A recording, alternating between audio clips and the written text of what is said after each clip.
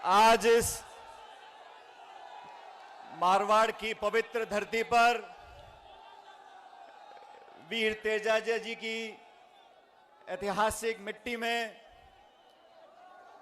पर्वतसर नागौर में आपके बीच में अपने आप को पाकर मैं बहुत गर्वान्वित हूं, प्रफुल्लित हूं। हमारे पर्वतसर के विधायक, नौजवान साथी रामनिवास गावड़िया जी, प्रदेश सरकार में हमारे मंत्री आदरणीय हेमाराम जी, और हेमाराम जी का 2 या 3 दिन के बाद जन्मदिन है, 75वां। तो अब सब जोरदार तालियां बजाकर हेमाराम जी का स्वागत करो और ये भगवान से दुआ करें कि आज से 25 साल बाद इनके 100वें जन्मदिन पर फिर यहां पे ताली बजाएंगे हेमाराम जी के लिए।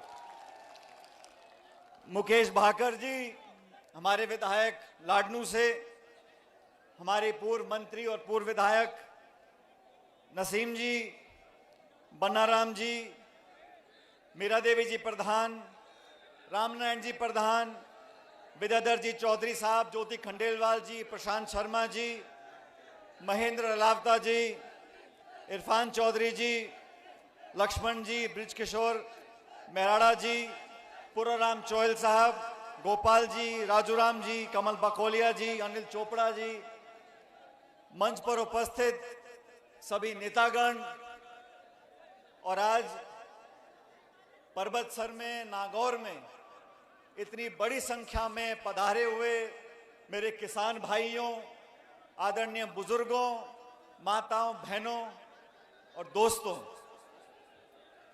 आज से कुछ दिन पहले रामनिवास जी जयपुर में मुझसे मिलने आए थे और इन्होंने कहा कि मेरे क्षेत्र में, नागौर में, हम सब किसान भाई मिलकर एक संदेश देना चाहते हैं, एक संकल्प लेना चाहते हैं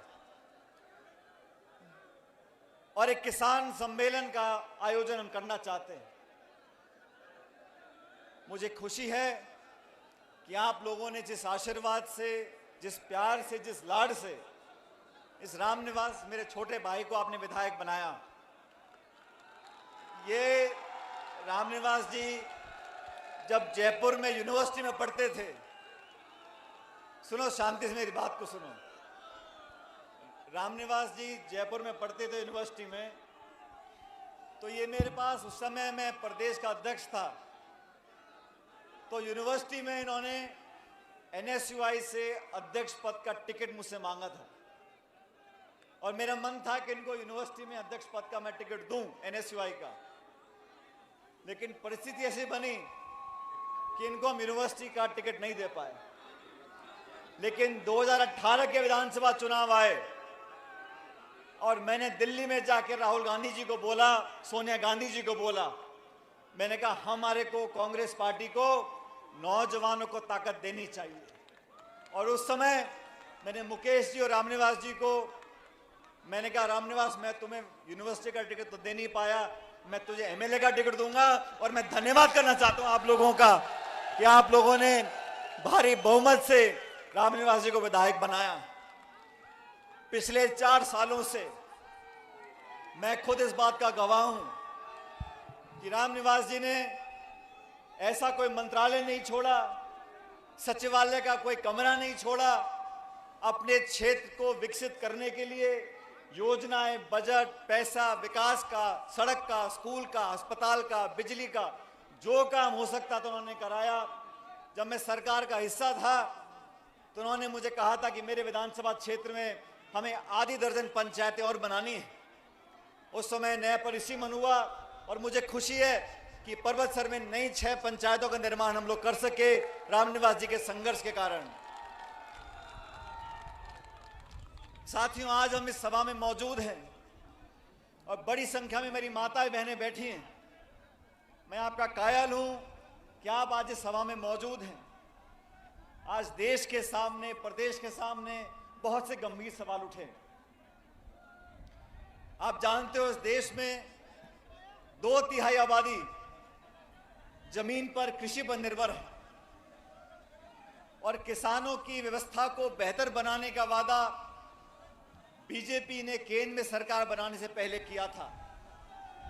आज लगभग 8.5 साल पूरे हो गए भाजपा की सरकार दिल्ली में बनी है, और किसान के जो हालात हुए हैं, ये वो सरकार है जिसने सरकार बनने से पहले कहा था कि हम किसान की आमदनी दुगनी करेंगे। मैं पूछना चाहता हूं नरेंद्र मोदी जी से, मैं पूछना चाहता हूं दिल्ली की सरकार से, आपने किस किसान की आमदनी दुगनी करी है? आज किसान परेशान है। आज खाद, बिजली, पानी सारी कीमतें बढ़ गई, महंगाई आसमान छू रही है। आपने किसान की मदद करने की जगह उस पर प्रहार किया और दिल्ली में 3 ऐसे कानून बनाने की कोशिश करी जिससे किसान की कमर टूट जाती।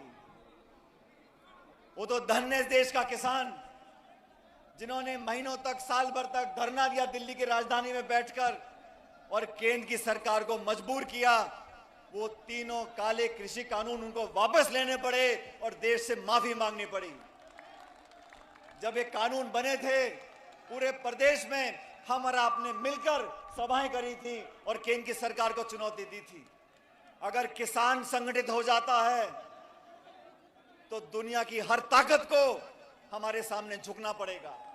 और किसान सम्मेलन कर कर हमें संदेश देना चाहते हैं कि जो समाज, जो बिरादरी, जो लोग कृषि में किसानी करते हैं उसमें जात पात के बंधन टूट जाते हैं। भाइयों शांत, मेरी बात सुनो, मैं आपसे निवेदन कर रहा हूं साथियों, शांति से बैठ जाओ। मैं मंच पर बैठा सोच रहा था कि रिश्ते कैसे अपने आप बनते चले जाते हैं। आज इस सभा के बाद मैं करनाल में वीर तेजाजी महाराज के मंदिर में आशीर्वाद लेने के लिए, माथा झुकाने के लिए जा रहा हूं। और मैं याद कर रहा था आज से 12 साल पहले जब मैं केंद्र की सरकार में मंत्री था, तब मुझे सौभाग्य प्राप्त हुआ कि मैं तेजाजी के नाम पर एक डाक टिकट जारी करूं। करनाल के मेले में 2010 की बात है शायद, भारत सरकार के माध्यम से मुझे सौभाग्य प्राप्त हुआ। मुझसे पहले बहुत मंत्री बने होंगे, मेरे बाद बहुत मंत्री बने थे, लेकिन ये तो ऊपर वाले की लीला है कि तेजाजी का जो डाक टिकट था वो मेरे हाथों जारी करने का मौका मुझे मिला।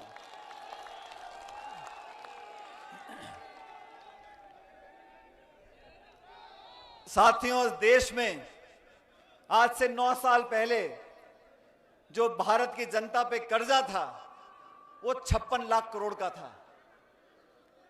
भारत में, देश में 9 साल पहले जनता पे जो कर्ज का बोझ था वो 56 लाख करोड़ था।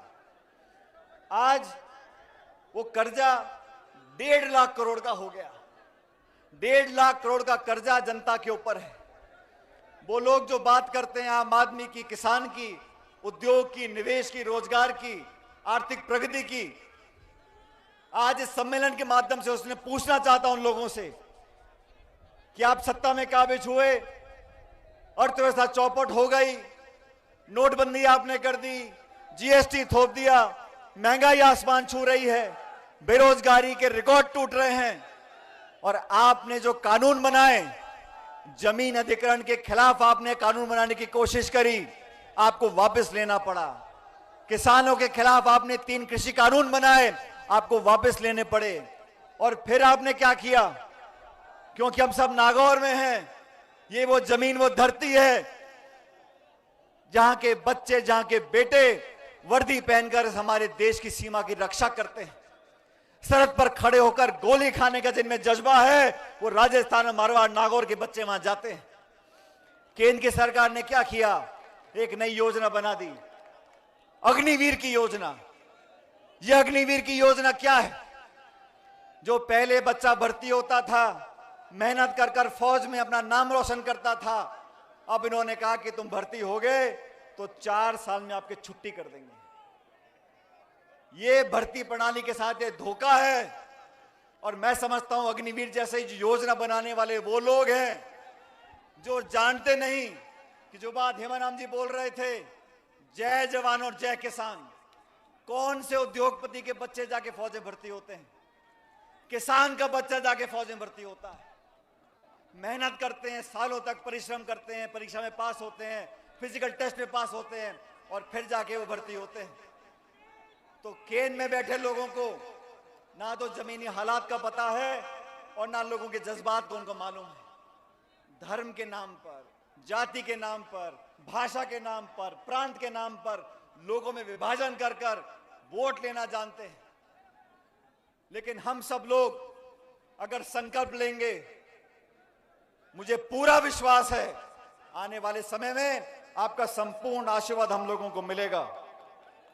आज इस देश में जो हालात बन गए, जो लोग पहले अमीर थे वो इतने अमीर बन गए और जो लोग गरीब थे वो और गरीब हो गए।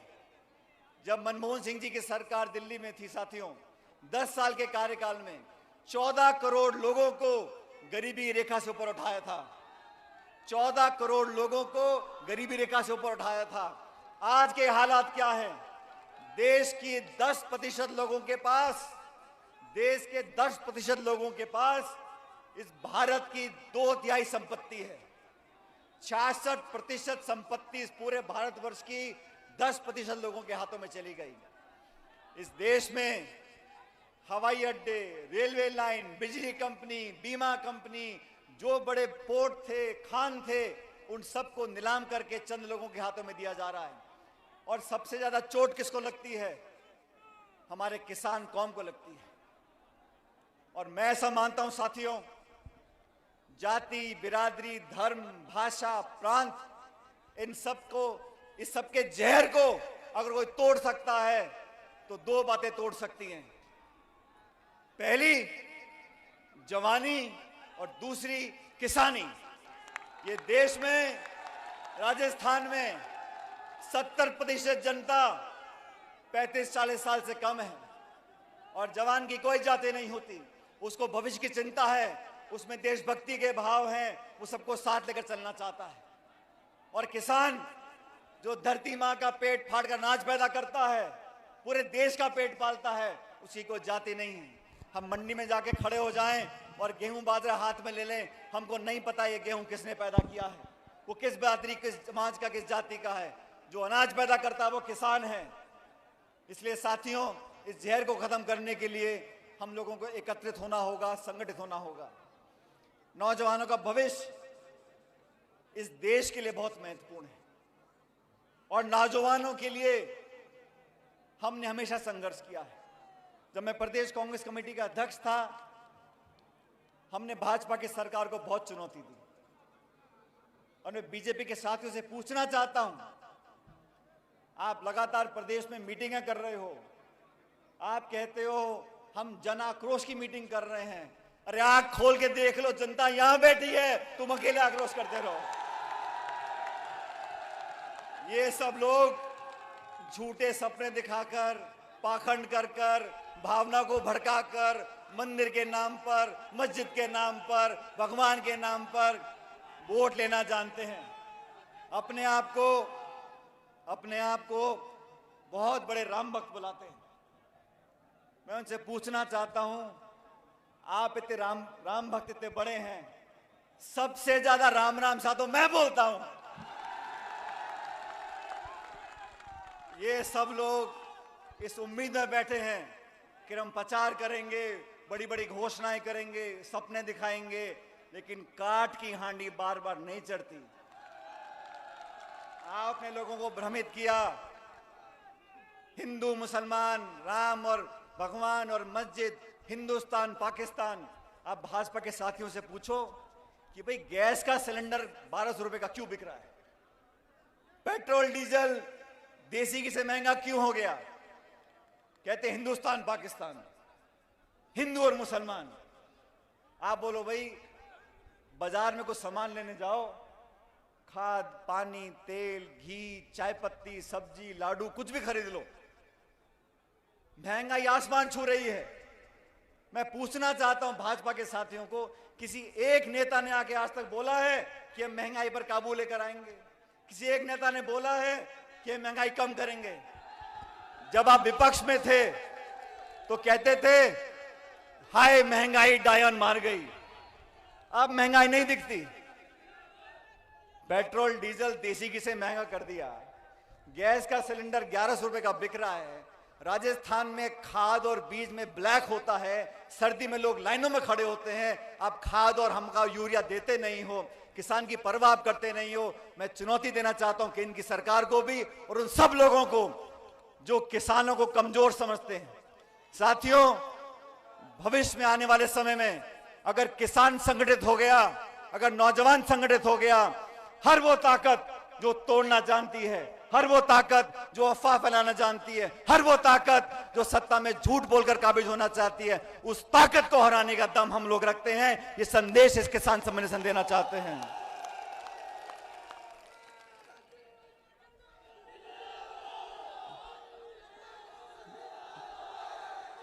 किसान के नाम पर राजनीति सब करते हैं, लेकिन किसानों के हालात आज क्या हैं?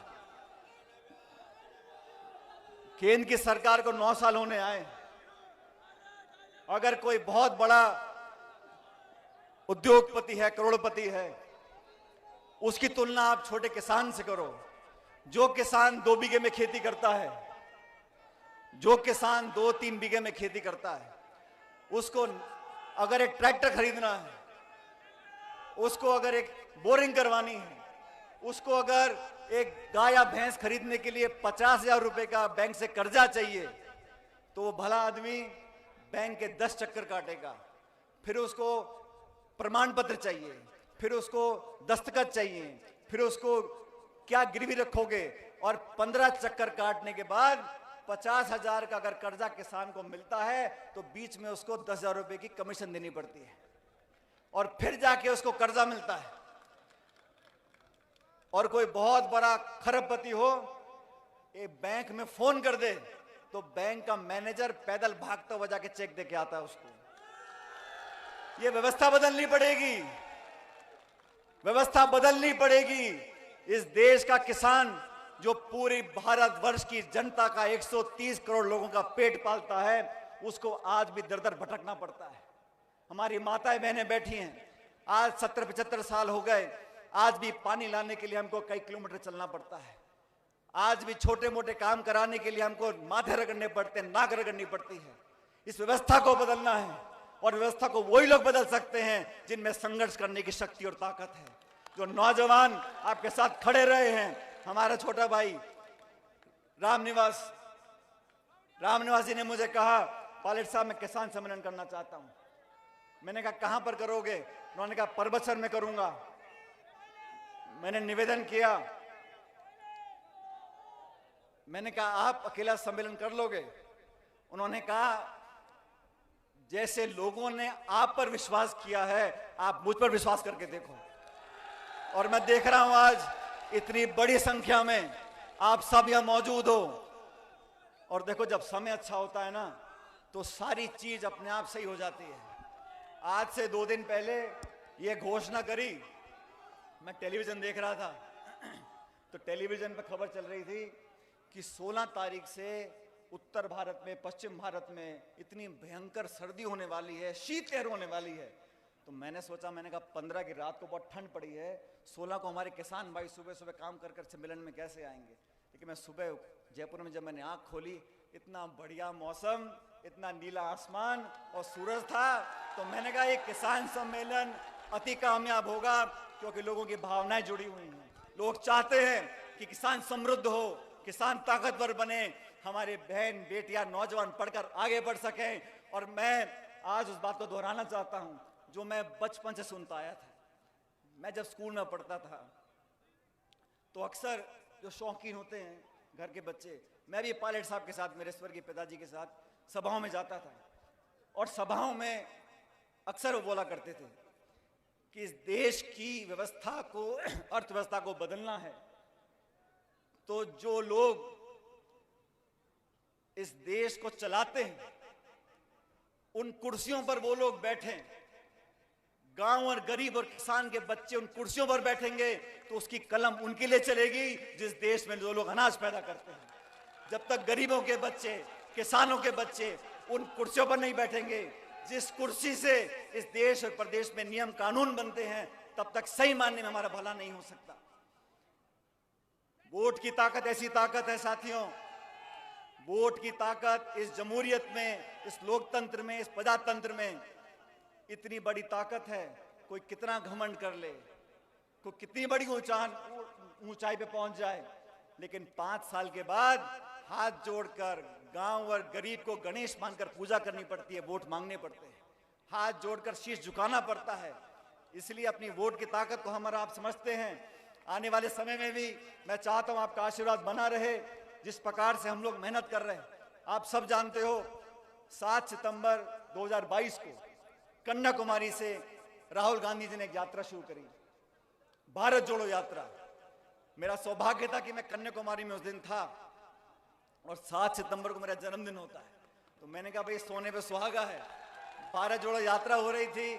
मैंने कहा राहुल जी को, मैंने कहा मेरा जन्मदिन है, लेकिन वो यात्रा शुरू करी हम लोगों ने और 18 दिन तक, और ये हेमाराम जी पता नहीं है बैठे, ये कह रहे हैं मैं बूढ़ा हो गया हूं। हेमाराम जी ने 18 दिन जितनी तेज राहुल गांधी जी चले उससे ज्यादा तेजी से चलते रहे, सुबह और शाम दिन के 25 किलोमीटर चले और वो यात्रा निकाली थी। देश में जो माहौल पैदा हुआ है, संवैधानिक संस्थाओं को खोखला करने की जो मुहिम चली है, देश में जो नफरत और टकराव पैदा हुआ है, देश में जो भय का माहौल पैदा हुआ है, उसके खिलाफ आवाज उठाई है और लगातार 3200 किलोमीटर चलकर ये संदेश दिया है कि ना सिर्फ कांग्रेस जन, लेकिन देश का हर नागरिक एकता, प्यार, मोहब्बत, भाईचारा ये फैलाना चाहता है और वो महक और खुशबू पूरे देश में आज फैल रही है। आज उनकी यात्रा राजस्थान से निकल गई। हम सबकी जिम्मेदारी बनती है कि आने वाले समय में 26 तारीख को कांग्रेस पार्टी एक हाथ से हाथ जोड़ो अभियान चालू कर रही है। लोगों को जोड़ना चाहते हैं, ब्लॉक में, पंचायत में, जिला मुख्यालय पर, पूरे प्रदेश में 36 कौम के लोग, चारों धर्म के लोग मिलकर एकजुटता सामने आए और हम सब अगर संगठित रहेंगे, हम आपस में एक दूसरे पर भरोसा करेंगे, तो मुझे पूरा विश्वास है कि सारे हमारे अभियान कामयाब होंगे। नौजवानों के भविष्य की चिंता हम सब लोगों को है और मैं सच बताता हूं, जब मैं अखबार में खबर पढ़ता हूं, देखता हूं कि हमारे प्रदेश में कभी पेपर लीक हो गए, कभी परीक्षा कैंसिल हो गई, तो मन आहत होता है, मन में पीड़ा होती है कि वो लाखों लाख बच्चे और गांव में एक नौजवान अगर परीक्षा की तैयारी करता है, उसके माता पिता को, उसके परिवार को कितनी यातनाएं, कितनी पीड़ा, कितनी मुश्किलों का सामना करना पड़ता है। कहां से वो ट्यूशन के पैसे लाता है, किताबों के पैसे लाता है, दिन रात मेहनत करता है और विपरीत परिस्थितियों में पढ़ाई और परीक्षा की तैयारी करता है। जब ऐसा प्रकरण सामने आता है तो सच में मन बहुत आहत होता है। मैं उम्मीद करता हूं कि आने वाले समय में ये जो छोटी मोटी दलाली करते हैं, बजाय इनके जो सरगना हैं, जो उस प्रकार के काम को होने देते हैं, उनको पकड़ना चाहिए। क्योंकि इस देश का नौजवान अगर सही रास्ते पर नहीं चलेगा, उसको उसकी मेहनत का फल नहीं मिलेगा, उसके विश्वास में कमी आ जाएगी, तो हमारे समाज के लिए, हमारे प्रदेश के लिए, हमारे देश के लिए अच्छा संकेत नहीं है। मैं आप लोगों से सिर्फ इतना निवेदन करना चाहता हूं साथियों, किसानों को इकट्ठा करने के लिए, नौजवानों में वो विश्वास कायम करने के लिए, वसुंधरा जी की सरकार थी राजस्थान में 5 साल, 163 विधायक थे, कांग्रेस के रह गए 21। प्रदेश कांग्रेस का मैं अध्यक्ष बना और इन 5 सालों में मेरी कोशिश रही कि हर कार्यकर्ता तक हम पहुंच सकें, हर सीमा को लांघ सकें, हर खाई को टाप सकें, लोगों के दिलों से जुड़ सके। अगर मैं किसी के खुशी में ना शामिल हो सकूं तो उसके दुख के मोमेंट में, उसके दुख की घड़ी में पहुंच सकूं। और मैं धन्यवाद देना चाहता हूं परबसर के लोगों को, नागौर के लोगों को, कि इस पूरे जिले में हम सब के आवेदन से, सबकी मेहनत से इस नागौर जिले में एक तरफा जीत आपने कांग्रेस पार्टी की कराई थी। उन 5 सालों में हमने पदयात्राएं करी, हमने घेराव किया, हमने धरने दिए, हमने मुकेश भाकर जी ने, रामनिवास जी ने, हमने लाठियां खाई, जेलों में गए और मैंने तो मुख्यमंत्री का जो क्षेत्र है वहां पर एक किसान न्याय यात्रा निकाली थी, 12 से झालावाड़ 100 किलोमीटर की। और किसान न्याय यात्रा यूं निकाली थी कि ना तो किसान को मुआवजा मिल पा रहा था, ना किसान की मदद हो पा रही थी, और मेरी यात्रा निकालने के बाद वसुंधरा जी को हमारी बातों को मानना पड़ा था। इसलिए आप सबके साथ संघर्ष हमने किया, आपने पूरा आशीर्वाद हम लोगों को दिया। अब 11 महीने के बाद दोबारा चुनाव आ रहे, मैं चाहता हूं कि आप लोगों का जो प्रेम और प्यार और आशीर्वाद है वो पहले की तरह बरकरार रखना। और मैं बार बार बोलता हूं, रामनिवास गावड़िया जी मेरे साथी नहीं है, मेरे छोटे भाई हैं। अगर आपको मुझे ताकत देनी है तो रामनिवास जी को ताकत देनी है। ये नौजवान एक साहसी नौजवान है। और सुनो, और राजनीति में बहुत तरह के नेता हैं। राजनीति में जितने दल उतने नेता, जितने जिले उतने नेता, लेकिन वो नेता, वो जनप्रतिनिधि जो अपनी जबान का पक्का हो, ऐसे लोगों की पहचान करनी है जो अपनी बात का पक्का हो, जो आपसे झूठ ना बोलता हो। और मुझे फक्र के साथ कहते हुए ये गर्व महसूस करता हूं कि रामनिवास गावड़िया ऐसा नौजवान है जो अपनी बात का पक्का है, अपनी जबान का पक्का है। इसलिए ये जाति बिरादरी के चंगुल से बाहर निकलकर 36 कौम के हम सब लोग अगर इकट्ठे हो जाएंगे तो मुझे लगता है आने वाला समय हमारा और आपका है। अभी केंद्र की सरकार बहुत सारे वादे करती है, लेकिन मैं इस किसान सम्मेलन से, साथियों, मैं इस किसान सम्मेलन से आपके सामने एक बात रखना चाहता हूं। ये 3 कृषि कानून वापस ले लिए, केंद्र सरकार ने माफी मांग ली, लेकिन आज तक भी एमएसपी पर कानून नहीं बनाया। न्यूनतम समर्थन मूल्य पर अभी तक कानून नहीं बनाया। एमएसपी पे जो खरीद होती है उस पर कानून नहीं बनाया। मैं आप सबसे चाहता हूं, इस संदेश नागौर से जाए दिल्ली तक कि एमएसपी पर कानून बने, ऐसा प्रस्ताव मैं सभा में रखता हूं। अगर आप मेरा समर्थन करते हो तो हाथ खड़े होकर बताओ कि एमएसपी पर कानून बनना चाहिए, किसान की खरीद होनी चाहिए, और जो वादे आपने किए थे किसान की आमदनी दुगनी करने का, उस वादे को पूरा करो। आज इस सभा में आप सब लोगों ने जो उत्साह दिखाया है, जिस जोश और जिस प्यार के साथ आपने भागीदारी निभाई है, मैं आप लोगों का हमेशा कायल रहूंगा। और इस मंच से मैं आप लोगों से वादा कर कर जाता हूं, जब जब मैंने आपसे प्यार मांगा है आपने दोनों हाथों से दिया है। मैं भी आपको वादा करता हूं, जब चाहोगे, जहां चाहोगे, मैं आपके लिए खड़ा रहूंगा, आपसे कंधे से कंधा मिलाकर रहूंगा, और जो भी आप लोगों की मांगे होंगी उनको पूरा कराने के लिए मैं को कभी छोड़ने वाला नहीं हूं। मेरे साथ साथियों, जोरदार नारा देना, जय हिंद, जय हिंद, जय हिंद। बहुत बहुत धन्यवाद। राम राम साहब।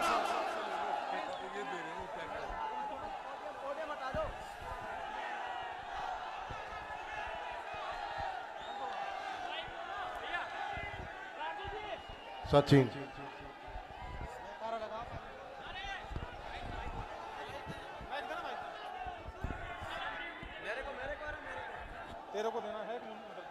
बहुत बहुत धन्यवाद। और लीजिए अब ये पोडियम हटा दो, नीचे हटा दो ना पोडियम एक बार। आदरणीय पायलट साहब पोडियम को नीचे हटा दो, बिल्कुल नीचे हटा दो एक बार। आदरणीय पायलट साहब को ये हल भेंट करके और ट्रैक्टर भेंट करके किसान समृद्धि का ये संदेश दिया जा रहा है, किसान एकता का ये संदेश आदरणीय पायलट साहब को पर्वत सर की इस पावन धरती से दिया जा रहा है। बहुत अभिनंदन, स्वागत। पर्वत सर के लाडले विधायक भाई रामनिवास गावड़िया के स्नेह और दुलार में पर्वत सर के नेताजी सुभाष चंद्र बोस स्टेडियम में आदरणीय श्री पायलट साहब के मुख्य आतिथ्य में जो प्रदेश का सबसे बड़ा किसान सम्मेलन होने का गौरव पाया है, जिसमें हमारे लाडले विधायक लाडले से मुकेश भाकर जी, दातारामगढ़ से वीरेंद्र जी चौधरी, हमारे फुलेरा से विद्याधर जी, हमारे पुष्कर से नसीम अख्तर, हमारे विशेष रूप से इस कार्यक्रम में कैबिनेट मंत्री श्री हेमाराम जी चौधरी समेत गणमान्य जनों की उपस्थिति का बहुत हार्दिक अभिनंदन, स्वागत है। साथ ही इस अवसर पर हमारे जयपुर ग्रामीण साहिब भाई अनिल चोपड़ा जी, भोपालगढ़ से सरपंच संघ के श्री पारस गुजर जी, हमारे पूर्व प्रधान बन्नाराम जी समेत सभी महानुभावों का बहुत अभिनंदन। एक ऐतिहासिक ताकत, ऐतिहासिक जन सैलाब, जिसमें चाहे महिला शक्ति की उपस्थिति हो, चाहे युवा साथियों की, किसान भाइयों की, एक बहुत बड़ी ताकत हम सब